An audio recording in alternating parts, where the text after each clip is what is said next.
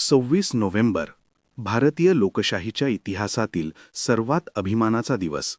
या दिवशी आपल्या देशाने स्वीकारलं जगातील सर्वात मोठं, सर्वसमावेशक आणि सर्वांना समान न्याय देणारं संविधान.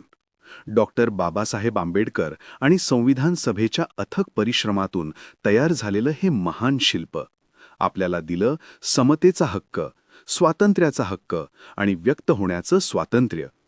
हे संविधान आपल्याला हक्क तर देतच, पण जबाबदाऱ्या देखील आठवण करून देतं. देशाची एकता, पर्यावरण संरक्षण आणि लोकशाहीचा आदर हे आपलं कर्तव्य आहे.